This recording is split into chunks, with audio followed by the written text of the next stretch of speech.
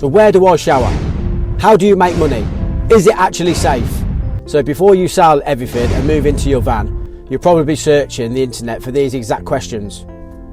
I know this because 3 years ago I was typing the exact same questions into Google. Today I am answering the internet's most searched van life questions with zero filter, including the massive mistakes that almost left me homeless. So let's get into it. So, is van life actually safe? The number one thing that people search is whether this lifestyle is dangerous. I'm going to give you it straight. Your van is a target. I've had my back doors forced open with my tools robbed right out the back. It is a terrible, violating feeling. You absolutely cannot rely on the factory locks. If you're parking in the cities or remote areas, you need heavy duty deadlocks and a solid bulkhead, and also a strict plan of where you sleep. I've actually put links in the description below to the exact locks and security gear I personally brought and trust to keep us safe. It is safe, but only if you build it like a fortress. So another question that gets asked quite a lot, is it hard to build a camper van? People want to know if they can do this themselves without being a professional builder, carpenter. Yes, absolutely. My entire setup is a rustic DIY build, and I even managed to put together a custom kitchen almost entirely free using reclaimed wood. But this is a massive but, you cannot cut corners on the utilities. One tiny miscalculation with your 12-volt wiring and you will have a disaster. I made a mistake early on and that sparked a fire and almost burnt the entire van to the ground. Do the woodwork yourself, make it look exactly how you want, but triple check your electrics, or just hire a professional for that specific part. Where the hell do you go to the bathroom in your van? This is the question that everyone thinks about, but are just too embarrassed to ask in person. Let's talk about toilets and showers. No, I don't have a massive luxury one in here with a tiled shower in this van. For showering, the ultimate van life hack is just a nationwide gym membership. You get unlimited hot water in there, heating, and a place to work out for about 20 quid a month. When I am completely off grid, it's a portable outdoor shower bag or a cold dip in the lake. And as for the toilet, I use just like a simple portable chemical toilet tucked away in the back. Don't need a complex black water plumbing to survive on the road. Just keep it simple. Empty it responsibly and you'll be safe, and you will save thousands on your build. Can I live in a van with a dog? This is the biggest logistical question out there for pet owners. Owen and me have been doing this for 3 years now, and the answer is obviously yes. But it changes your entire van layout. You can't just leave them in a metal box on a hot day. You need massive cross ventilation, blackout blinds to keep out the sun, and a reliable 12-volt roof fan system so that they don't overheat when you have to pop into the shop. Again, there'll be a link in the description to the exact fan that I use. It can be a little bit of extra work, but it means you can go anywhere you want to go. But having your best mate on the road with you is 100% worth the sacrifice. So how much does a van conversion cost? Everyone thinks you need 60, 80 grand for one of these shiny prestige vans you see on Instagram. The truth is you don't.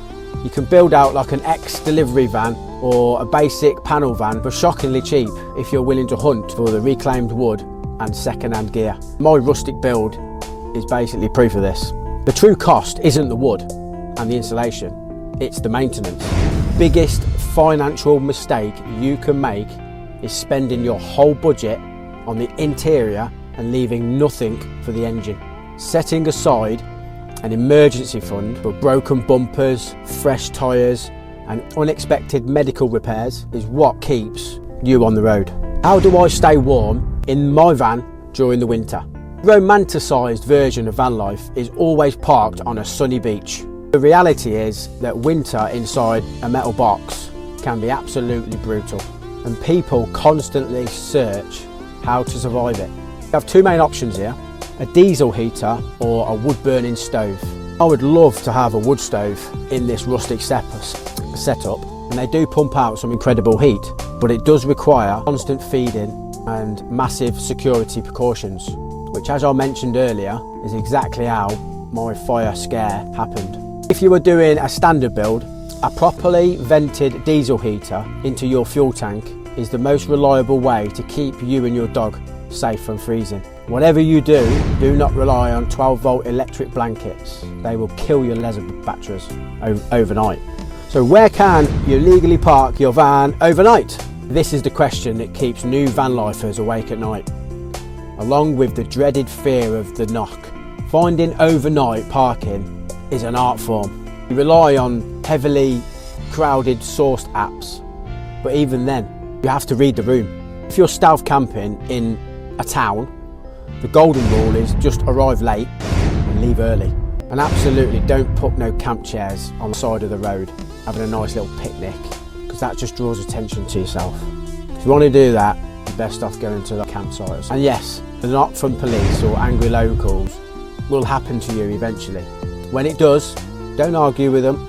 You just basically apologise and turn the key and just move on. This is exactly why having a bulkhead with a door in where you can climb through from the living area straight into the driver's seat without going outside is the biggest safety advantage you could possibly build.